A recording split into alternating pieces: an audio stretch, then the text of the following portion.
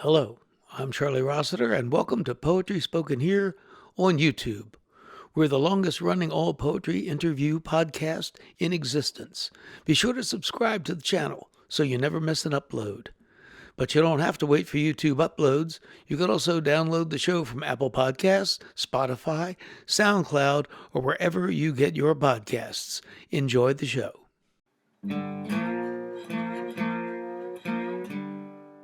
I'm Charlie Rossiter, and this is Poetry Spoken Here. Today, we feature Andy Karol from Chicago. She is a performance poet who has been to the National Slam Championships with the Lethal Poetry Slam team.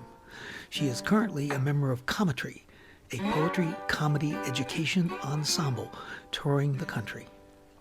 Then I'm joined by Mason Granger of New York City. Mason is touring the country with the Mayhem Poets, a performance poetry trio. We're going to be talking with Mason about SlamFind. It's his new project designed to help you find slam venues and slam poets anywhere in North America.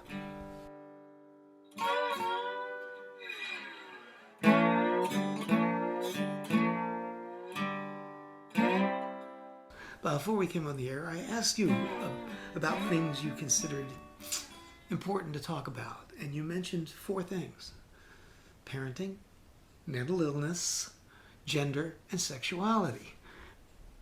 Any one of them would be a fascinating place to start, so you decide where we start. Gender and sexuality is something that I feel like I think about that with every single poem that I put out there, more than parenting even, because it's a part of me that like is always within me. That I know that when I go on stage and I'm reading a poem, people automatically, even before I start reading the poem, people are making assumptions and gathering information about what you look like and the type of person you are. And they may be right, they may be wrong. And then when you go into the poem, they're still working through those assumptions and sometimes trying to figure you out, along with trying to figure out where you're coming from in the poem.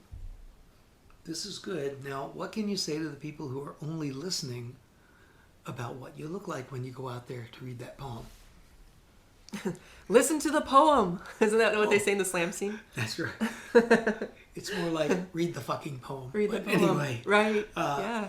But anyway, you say they look at you and start making assumptions. I'm only guessing. I mean, we all do that as Yeah. humans. It's a human thing we do. That person is, younger, older, or looks like an ex-girlfriend. I automatically don't like them. Things like that. You run into audiences that all seem to think you look like an ex. I think that can happen. Especially in the queer world. Yeah. So you could walk out and a person could quickly look at you and just think you look male. Yes. That's happened to me. Yeah. Yeah. Well, I think that's good motivation to do an even better job with the reading. That's great. Yeah. I mean, if anything. Yeah. The poems really tell you who you are. They do. And I think that, it's a challenge because you want to almost challenge yourself to be good enough to get the audience past that place where they forget about you and they're really just focused on the words and the meanings behind the words. And I try to be I'm very metaphorical with my phrases and my poems, and people tell me they can see so much, they visualize so much when they hear me read or when they read my poems, and I want them to go from watching me to being in the same space or like in their head space. Like this connection, I think, happens. Yeah. Another thing I think I noticed when I looked at the videos on your website is you're a successful slam poet. You were on the team that went out there to the Nationals. You've been a winner on occasion at the Green Mill. But actually, you don't really have a real in-your-face delivery that a lot of slam poets have. Yeah. Is my impression. Is that right? You said is that right? Yeah, I've been thinking about delivery a lot lately because I have been exposed to so many more slam poets going out to the National Poetry Slam. This is something I was thinking about actually on the way here even. And I find it akin to like an auto-tune that happens in pop music. I've been thinking about that, and that's the word I would ascribe to it. It's an auto-tune. I think it makes poets feel comfortable going into the space of just talking at their audience instead of having a conversation with them. So to me, that's a completely different thing. And I'm there to make a connection. And how do you make a really good, deep connection with somebody if you are, yelling at them and not, and I'm not saying you can't get passionate and raise your voice and get excited. That's not what I mean. I mean, there's a difference between talking at them and talking with them and just feeling the energy of the piece. Well, and you have a theater background. It's the idea, too, that, okay, it's memorized, but you've got to watch out to not sound rote. To sound memorized, you've still got to pause and have inflection and all the other things that help your voice say what the words are saying. Oh, definitely. You want every piece to feel like it's alive, like it's a living thing. And I think that helps when you forget the words, because then there are naturally going to be these pauses that happen and the audience might be like, whoa, what are they going to say next? You don't even know what you're going to say next. So that makes it more real for sure. They think you're being intense and thoughtful. This is a real thing for me. No, they think I'm being intense and thoughtful, yeah, but it's actually me forgetting what I'm going to say, which can happen. I've definitely thrown myself because I get into it and then I'm still stuck on what I just said. I almost want to say more about that line, but there's a different line that comes next and I just kind of get jumbled in my head. I distract myself pretty easily. So I'm working on that. Yeah. Well, maybe we should let the folks hear a poem. Sure. So we were talking about gender and sexuality. Do you want me to start with one of those poems? Sure. Okay. So this poem is called Moon Children. I love the moon so much, and you will find the moon featured in pretty much all of my poems. That's what people have told me, and they pointed that out, and it's true. I usually stand and I have these hand gestures to help me. Okay. That's right. I hope that we never forget this beauty. Please stay here until there is enough stillness in me to sleep under you. My mind is a kite flying through the fresh air. It soars through a holding pattern like it's waiting for permission to land safely. I have built blanket forts between my limbs for your comfort. Come inside of here and listen for your echo. There are so many rooms in this homebody. For every beat my heart makes, there is a space between for you too. Safety in numbers has the most power when we become one. Still, they sling their Bible verse at us until we become the holy ones. There is too much fiction to go around, too many stories read to not believe in this. Our skin tries to tell them who we are, but our truth lives underneath. The treasure hunters have been digging in the wrong place. Show them that the Holy Land is reformed every time someone new is born. Hold my hand like you mean it. We were not made to hide in the open. Somewhere, there is a person closing the drapes because the moon is too bright. This beauty was made to open the eyes of those who prefer to stay sleeping. Wake them all up, wake them. Tell them that every night is just as holy as Sunday morning. I cannot look at the moon without feeling a prayer. The scenery makes me write every poem from my kneecaps. Tell me how the earth became brave enough to move mountains. Change is the most honest part of nature. Our bodies were not made to lie, honest to God. Sometimes they forget to tell us to just be. Please, don't go anywhere. You are my favorite type of peace. Love doesn't need to choose fight or flight in order to win. Don't be afraid to believe in this always. One day, when I am tired, I'm going to need you to tell me this, too. We're not made to hide in the open. Yeah. Nice. Thank you. Yeah. You said you've been thinking about your writing process lately. How was your writing process with that poem, for instance? With this one, I don't really recall writing this one too much. That doesn't help, right? But I can tell you how it is for most of my poems, and it was probably true for this one as well. Because I'm working on a new poem right now at home. It's almost done. I am slow. I'm a really slow writer most of the time. And I really try to put a lot of thought into my words, and I want my poems to be multi-layered, and I want to be layers within a lot of the phrases that I speak. And so I work really hard to do that.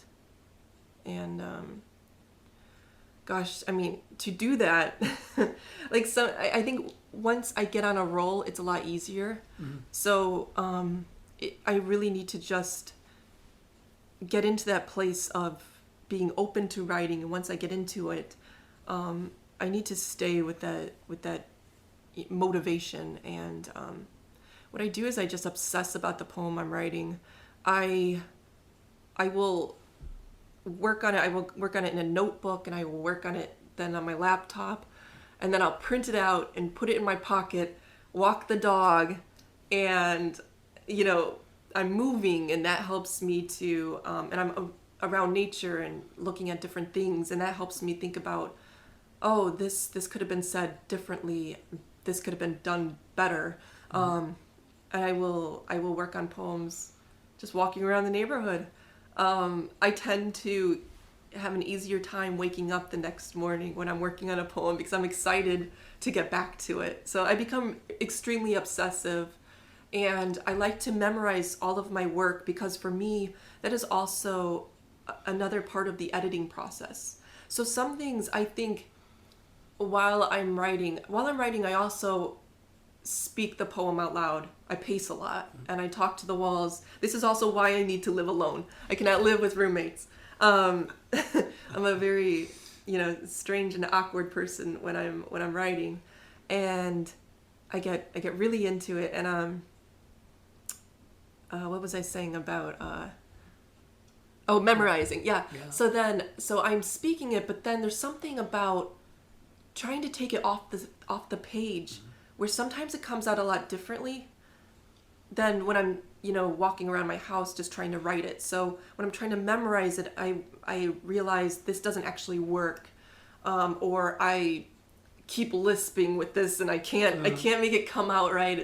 It sounds garbled. So I will change words just to have better diction, or to make something make a little more sense, to be more succinct. So I really feel that the memorization is part of the process, an important part. And when you're going through this process, you're saying you trust what it sounds like more than what it reads like silently off the page. Well, that's a good question, because when you do, I call myself a performance poet, and I definitely write for the stage, but I also do write for the page. I want it to read well, and even silently well. But I also know that when people are listening to me read my poem, they need to understand what I'm saying the first time. Now, I really want my work to be in such a way where the next time they hear me read the same poem, they get something else out of it. And then when they hopefully buy my book, then they read it and they get something else out of it. Yep. So for me, I just need the point to come across, or some themes to come across during the first reading, or first time they hear it. I guess what I was saying is, if we had a poem here on the page, and it looks like it reads well, it looks like it's a good poem, it's done in there, and then you read it out loud, and something just feels funny about it, would that mean you would go back and change the one on the page, or would you have a page version and a spoken version? I would definitely change it. Yeah, okay, to me, I want my poems to feel like music. I'm extremely inspired by music when I write, and I want them to have that musicality, and so rhythm is a huge part of that. Yeah. To me, what what I believe for me anyway, writing poems, is that the rhythm is the thing I get from saying it out loud. Yeah. I mean, when I've got the poem on the page there, and the biggest thing that needs correction, or one big thing that needs correction often, is something about the rhythm. It's just not smooth for whatever reason. Yeah. Yeah, and that's also why it's good to have other people read your poems. Like, hey, can you read If they my can't poem? read it, Yeah. you're in trouble. Definitely. Yeah. And you know, where you place the words, you know, when you're composing the poem on the page, if you want somebody to be able to read it and have an idea of how it should sound. You know, there's almost like a direction with how you space the words, and what words are next to each other, what words are, you know, on different lines. That's going to tell you a little bit more about maybe how it should be read, how it should sound. Understated stage directions. Pretty much, yeah, exactly. Yeah. Okay. I like that. Well, let's try another poem. Okay, so the next poem I'm going to do is called Cabin Fever, and I haven't read this poem in a while, so I'm excited to do it. I had just moved into my apartment, and I was literally living alone for the first time. Or I had been living alone for about 6 months when I wrote this. And I was so used to people and several animals, pets being around me all the time. And I just gone through my divorce, and my son would leave the house and it would be so quiet. And there would be almost like the sadness that came over me, but then I could distract myself with my work. And so I wrote this poem. These days, I find myself hoping for ghosts in the house. I am only meant for the quiet that I choose for myself. My son's asking to go home to Daddy's tonight, and I no longer ask why. My bed cannot memorize his smell in only one night out of the week, and now that he's 6, it holds him more than I do. I don't fix my bed now. Haven't in 2 years. It's all about learning to love yourself in spite of the flaws, even when no one else is around. I dress up submission in a one-way hug and a smile. It's a miracle that detachment never sounds quite like Velcro, or anything at all. I have stuff to get done now, I tell myself. Poems to write and wine to stain my teeth. If I had a lover, I'd have even more to do. Yeah, kid, go home to Daddy's. He's here for you. Just go. Go. His quick steps down my wooden stairs leave behind the splinters that maybe he knows what's best for us both. Kids are so smart. Kids are so smart, you mother. Here's another teaching moment. Even the illusion of freedom always comes with a price. I have trained myself to stop waving goodbye. I prefer to cage butterflies that are said to cause hurricanes with their effect. I am no longer the storm chaser I once was. Every birth is a child's first puddle splash, and these knees can still feel where I carry him most. Listen to how they crack without the rain now. These walls don't talk much about this sometimes child. They wear the hash marks of my hatchet hand on the bedroom doorframe, cuts we count together of all the bedtime stories I've missed. The night carries the second wind of others counting along in whispers. It's always bedtime stories we hold on to. Thank God he learned to read so early. Tonight, I am leaving the book he left on the couch there. I am a museum of missing people, an artifact junkie. My fridge says bachelor, but look at that book. My mug handles all point northwest, my table's unmarkered, my white tiles stay clean, but look at that book. Kids are so messy, kids are so messy tonight. This is no place for a child when my cabin fever is giving in to the breaking. I am heat lightning cracking, flying kites out of both of my hands toward a boy under the same sky. I hold on like static between human and ghost, such a patient game our flesh learns to wait for parts of it to come back again. But it holds places. It does. Like bookmarks. Like a mother remembering her own name again. A lot of complicated feelings in there.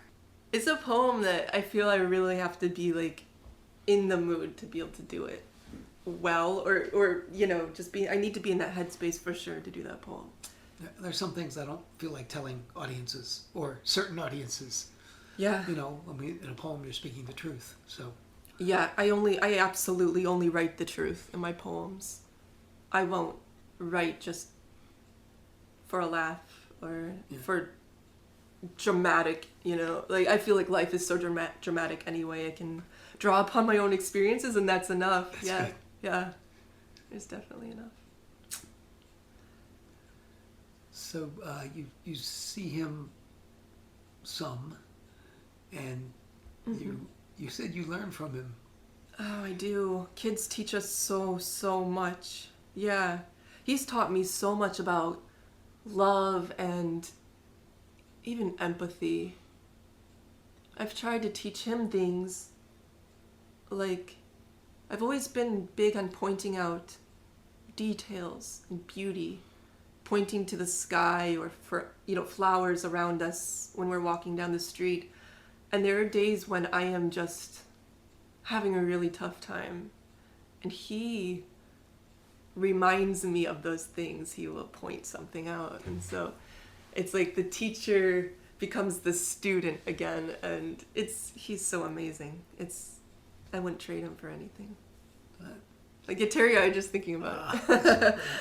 So he was 6 there, but he's a little older than that now, right? He's 7.5 now. Oh, okay. Yeah. So yeah, he doesn't like it when I do poems about him, so I try not telling him that. Oh, I read that poem that I wrote for you, and he gets like angry. Yeah. Not a gift he wants to receive No. right now. Maybe when he's older. Later. And I hope when he's older he understands the importance of it. I've always been rather sensitive and to my environment and to other people's emotions and to my own, and I've dealt a lot with depression growing up. And I find that poetry is not only a great outlet for me, it helps me to heal, but I found that, and I don't mean this in an egotistical way, but I've had people tell me that my poems have helped them through their own depression or bad days, and to me that's really inspirational. Like, I want to inspire people. It inspires me to keep writing when people want to keep writing and writing about things that truly terrify me. So I'm trying to really push myself to do that. And my own brain, my own broken heart, it's a terrifying thing. When I write about my feelings, I don't know how it is for everybody else or you, but when I write about situations or my feelings, I deconstruct them as much as possible. And that gives me more of an understanding of what's going on inside of me and why I think a certain way and why I feel a certain way. And I feel power with that knowledge and, taking control back. There's a lot of hours spent in therapy trying to get self-understanding. And in a way, this is a kind of it's a lot cheaper this way, right? Absolutely. People even pay you to go on stage and talk about it. So, hey.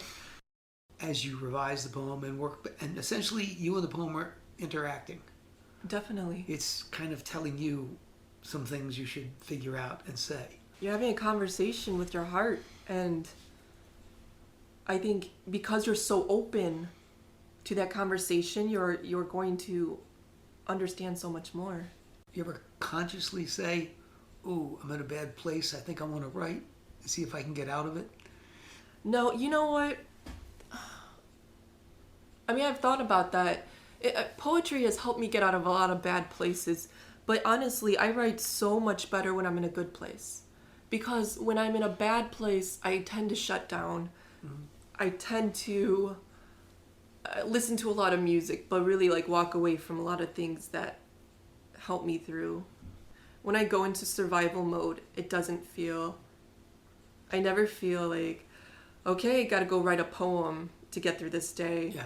It's more, I need to be in a better place. And so the poem I'm working on at home right now is another depression and suicide kind of poem. But I'm in a really good place, and so I'm able to write about that, right.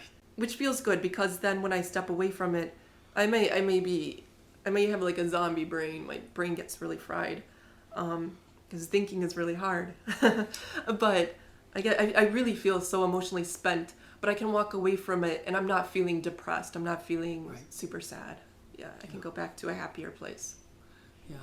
And on a related note, of course, depression tends to be an energy drain. I mean, having no energy is almost part of the definition, I think. Yeah, I want to go take a nap. I don't want to write a poem at that point. Yeah, definitely. Yeah.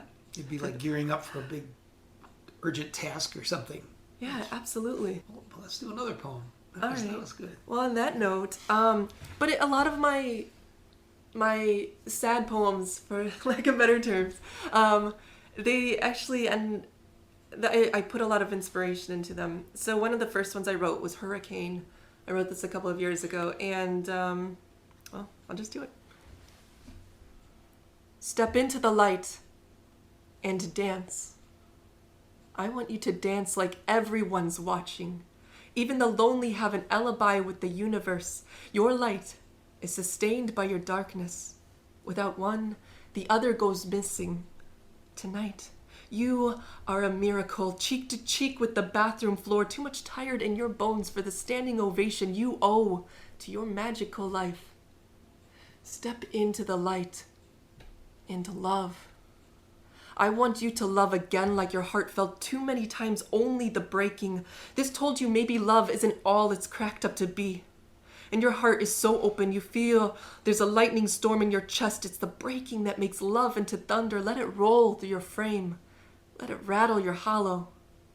A palm reader therapist looked at your hand and said, there's only a eulogy there, but I bet there are poems between your fingertips. And don't you believe for a second that I don't understand how a body can forget how to feel, how we forget words can translate the sounds of what's empty. Loosen your jawline and sing along to the songs that you once listened to over and over so you can hear live, live, because once music used to make you feel so alive. Everywhere you went, there were constellations of life exhaling through your moon pores. I promise you, they are still there, just slightly eclipsed. We've been taught to silence our secrets until the forgetting takes hold, but the soul has a reflex of recall. Step into the light, you curious illumination of human, and wait. I need you to wait, like you speak cocoon, like you know the transition comes before flying. This is a hymn for the resurrection from your heart dust. Sing it like your orphan Annie and belt out tomorrow. At this point, tomorrow's only in 2 hours and 26 minutes. You think I don't know how these minutes can pull like a riptide? I've counted them like the pills on the counter. Healed the sting of the vodka with orange juice, pretended that this is the healing that comes from the dying. Tonight is a hurricane and you are the eye it's passing. It's moving, and my gods, how brave it is to survive the storm. Tell me what it feels like to fist bump your heartbreak. Tag your initials right onto your hope chest. This is your homeland. This is your first love. This is love. Step into the light and live. Dance like everyone's watching. Yeah. And maybe you're drunk because you don't really and you care. don't care that they're Exactly. watching. Absolutely. Would you like to do another poem? Oh, what kind of poem would you like to hear? Oh, your choice. You know, I think what I'll do is the poem that's the title poem to my book. So I'm one of those people that talks to the sky a lot, you know, to the universe, to God, whatever you want to call it. I really believe in energy. And I feel like when you're open to the universe, something will be communicating back to you. So this is failsafe. These dreams you hold on to are rent to own. Pay the blood bank until the red lines fade to black. You've got good veins, kid, but you still feel the burn. This is why you need to steer clear of the witch hunt. Your magic is most at stake when there are crowds you've got to run from. But these dreams are the saving type. A revival every morning that the dawn breaks open the Red Sea. These are the days you can't get the song out of your head from the last person who told you you're doing life right. Your windpipe hasn't learned the difference between this tune and a tornado. You can talk yourself down from flight into any wreckage. This is why I wrote you a poem that's made out of mirrors. Stop looking behind you every time you smile at the glass. Grace is meant for you as much as for anyone else. Stop standing around like you have a lover who won't touch you enough. You deserve the most from yourself. Move forward. Move on. Move until there's no time to worry about the parts of you left behind. Steady now. This type of balance is new for you.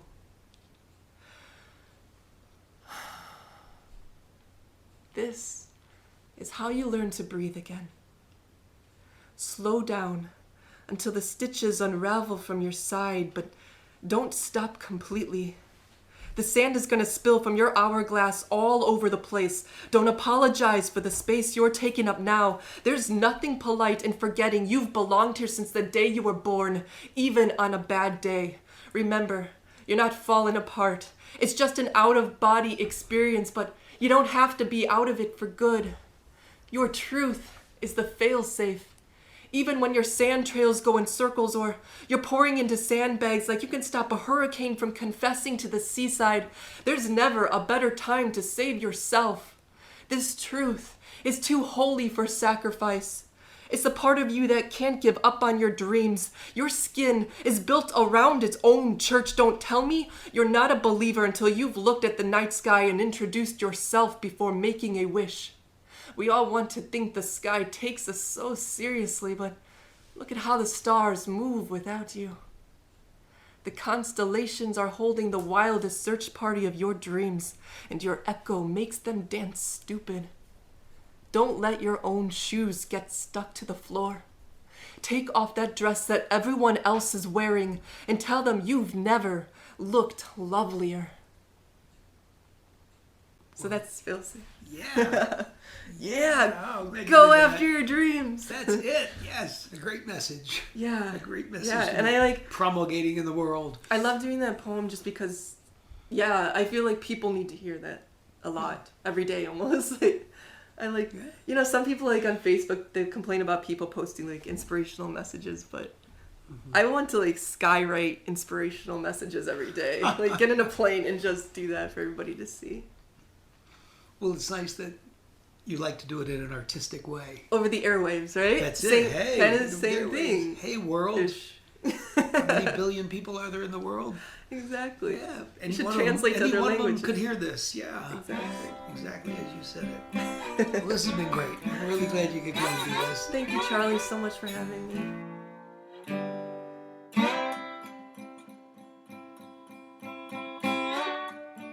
Mason Granger. He's from New York City, and he's 1/3 of the Mayhem Poets, a trio that has performed in all of the states except Hawaii and the 2 Dakotas. If you're listening out there in North and South Dakota, they'd love to come out and perform for you.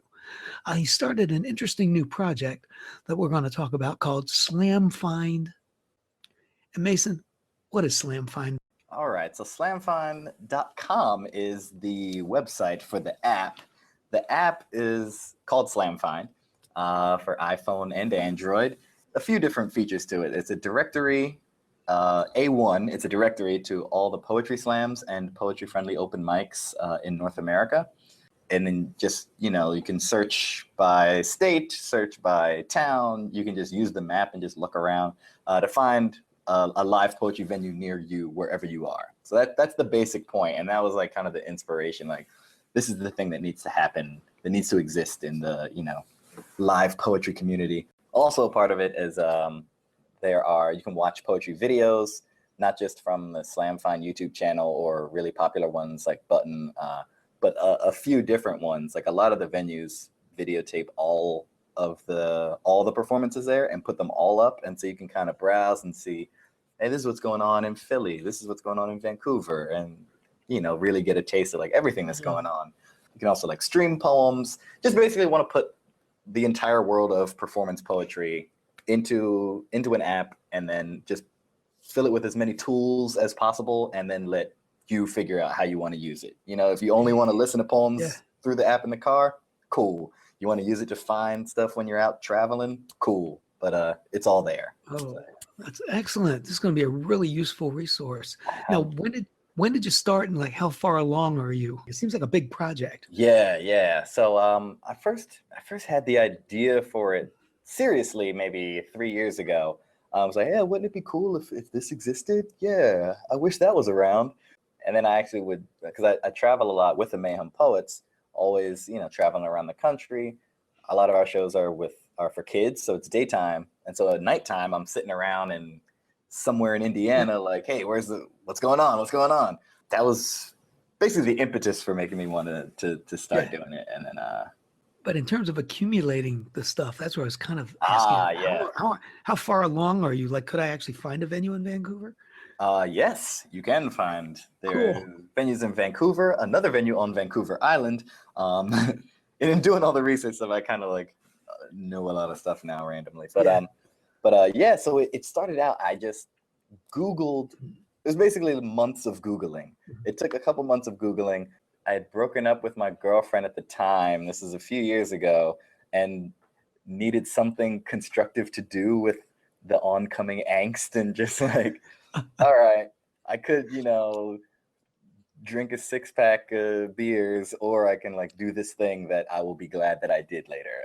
So yeah, just started doing that. Did a lot of just sitting at home grunt work, finding stuff, find this resource, find that. Oh, here's a listing of all the events going on in South Florida, and just put it all together. And then then the initial idea was I was like, I'm gonna learn how to make an app. I'm gonna learn coding, and then I'll just make this app. That's more likely I can learn coding in a year than save up $10,000 and pay somebody to do it. So I started doing that, and then it turned out to be like pretty difficult. But I found some services that kind of made it easier, and I learned a little bit, was able to piece it together. And then the first version of SlamFind went up about a year ago, a little over a year ago. Mm-hmm.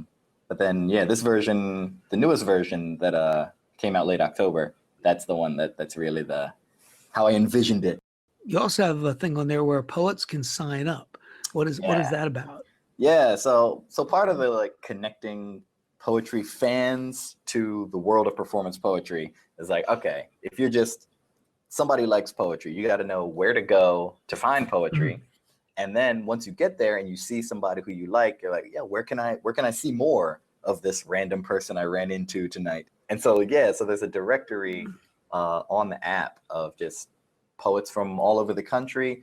They send me just a picture, a bio, and some links to some more performance videos. And so if you see somebody you like, hey, you can go on there and watch 5 more poems from them.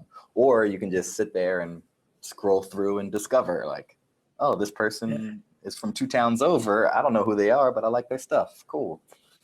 That's a really cool idea. So basically, if I look up the poet, it's just a venue for me to get away from me to get to the poet. Yeah. It tells you like what town they're from. I didn't want it to be, maybe in future versions you'll be able to actually message that poet, but I figure it's 2015. Like if you want to track somebody down and talk to them directly, like we can figure that out. And if somebody doesn't want to be tracked down, then like this offers them a way to have a little privacy too. Because a lot of the poets are also teachers, and so all right, you don't want your 7th graders finding your poem on depression, a lot of the time. Right. And so we all, offer a little line there too. So can anybody just go to SlamFind and all those resources will be there? They can find the venues, they can find poets. If they run a venue, they can sign in. If they're a poet, they can sign in. Is there anything else we should tell people? It's really just trying to make the separate, isolated, sometimes insulated poetry communities talk to each other more, and for if you're a poet, and because I live in New York City, there's you throw a stone any direction, you're gonna hit a poet, but not everybody does. And so if you're out no matter where you happen to live, basically you can connect with the whole world of performance poetry, whether you're city in New York, you're in Brooklyn, or you're out in Oklahoma. I'm in Knoxville, Tennessee, or I'm in New Orleans or whatever, and I can just pop on there and see where the action is, the poetry action. Right. So it's really great. Exactly. Okay. Well, you're doing a really cool thing, Mason. I'm really glad we found you and could talk to you here on Poetry Spoken Here. And I hope you get some people coming by and enjoying and contributing, to what you got going. Thank you, man. Yeah, my pleasure.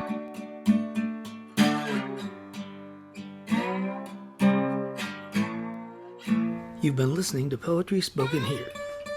I'm Charlie Rossiter, inviting you to join us again next time to let poetry speak to you. Music for today's program was written and performed by Jack Rossiter Munley. And remember, Poetry Spoken Here is more than a podcast.